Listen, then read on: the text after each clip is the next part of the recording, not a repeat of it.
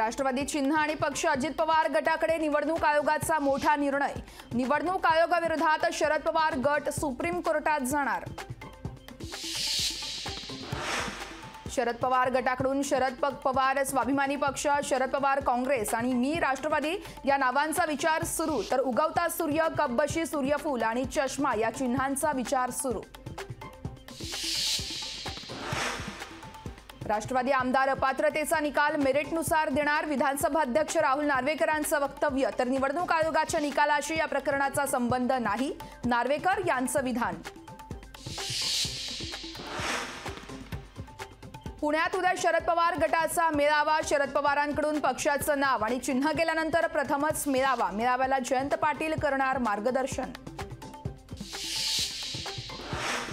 राष्ट्रवादीच्या कार्यालयात शरद पवारांचा फोटो लाल कपड्यानं झाकला। निवडणूक आयोगाच्या निर्णयानंतर कार्यकर्त्यांनी पवारांचा फोटो झाकला। राष्ट्रवादी पक्षाबाबत निवडणूक आयोगाने दिलेला निकाल लोकशाहीचं खच्चीकरण करणारा, या संदर्भात सुप्रीम कोर्टाने तातडीने निर्णय घ्यावा।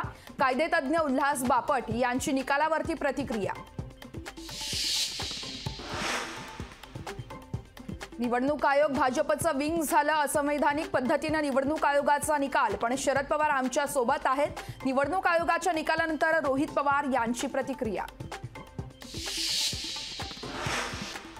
आमचा पक्षही शरद पवार आणि चिन्हही शरद पवार, अदृश्य शक्तीचा वापर करून आयोगाचा निकाल। आमदार अनिल देशमुख यांची निकालावरती प्रतिक्रिया, तर अनेक आमदार आमच्या संपर्कात, देशमुख यांचा मोठा दावा।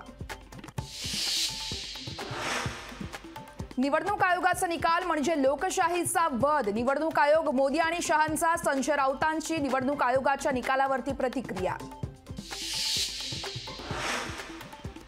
हिम्मत असेल तर स्वतःचा पक्ष काढा, संजय राऊतांचं मुख्यमंत्री एकनाथ शिंदे आणि उपमुख्यमंत्री अजित पवार यांना आव्हान। निवडणूक आयोगाच्या निकालानंतर मुंबईत राष्ट्रवादी आणि शरद पवार गटाची बॅनरबाजी। आमचा पक्ष पवार साहेबच, पवार गटाचे बॅनर, तर अजित पवारांचं अभिनंदन, राष्ट्रवादीचे बॅनर। माढा लोकसभेसाठी शरद पवार गटाकडून अभयसिंग जगताप यांना उमेदवारी मिळण्याची शक्यता। माढा अभयसिंग जगताप लढवणार, जयंत पाटील यांचे संकेत। भाजप आणि मनसे युतीच्या चर्चेला सुरुवात, मनसे नेते आणि देवेंद्र फडणवीसांमध्ये बैठक। लोकसभा निवडणुकांच्या पार्श्वभूमीवरती महत्त्वाची बैठक।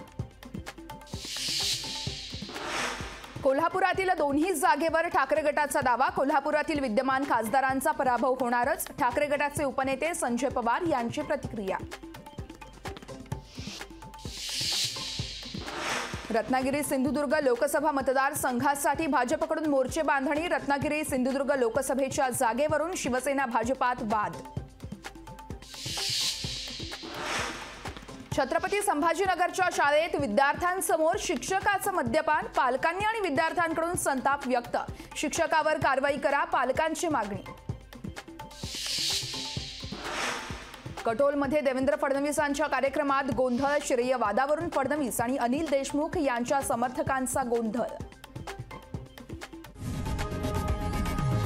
लोकशाही मराठी ऐका, पहा, जागरूक रहा।